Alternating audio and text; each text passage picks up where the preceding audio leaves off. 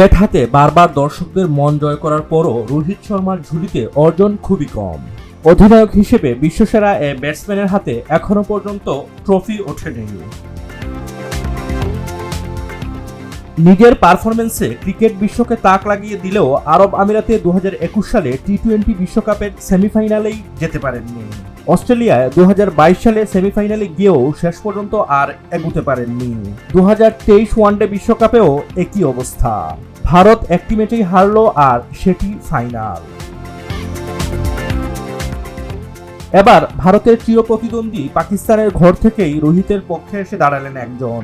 তিনি হলেন পাকিস্তানের সাবেক অধিনায়ক মোহাম্মদ হাফিজ। এবারে টি-20 বিশ্বকাপ যদি কারো সত্যিকারের প্রাপ্য হয়, সেটি রোহিত শর্মার হওয়া উচিত বলে মনে করেন মোহাম্মদ হাফিজ। নগদে 500 টাকা বা তার বেশি পেমেন্টে পেতে পারেন ঢাকায় জমিসহ 20 কোটি টাকার পুরস্কার। সুপার 8-এ অস্ট্রেলিয়ার বিপক্ষে 7 বাউন্ডারি ও 8টি ছক্কায় সাজানো অসাধারণ এক ইনিংস খেলেছেন রোহিত। 41 বলে 92 রান। ইনিংসটিকে হাফিজ তার দেখা কোনো অধিনায়কের অন্যতম সেরা ইনিংসের স্বীকৃতি দিয়েছেন। হাফিজ বলেন, ইনিংসটি পুরোপুরি রোহিত শো ছিল।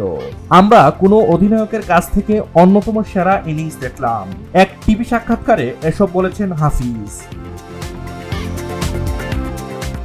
রোহিত সম্পর্কে হাফিজ আরো বলেন, সে বিশ্বকাপ জিততে চায়। সে এমন কিছু অর্জন করতে চায় যাতে সবাই তাকে মনে রাখবে। রোহিত হচ্ছে একমাত্র ক্রিকেটার যার বিশ্বকাপ প্রাপ্য। ইংল্যান্ডের বিপক্ষে 68 রানের বড় জয়ে টি-20 বিশ্বকাপের ফাইনালে উঠেছে টিম ইন্ডিয়া। আগামীকাল শনিবার ভাগ্যের পরীক্ষা দিতে দক্ষিণ আফ্রিকার মুখোমুখি হবে রোহিত শর্মারা।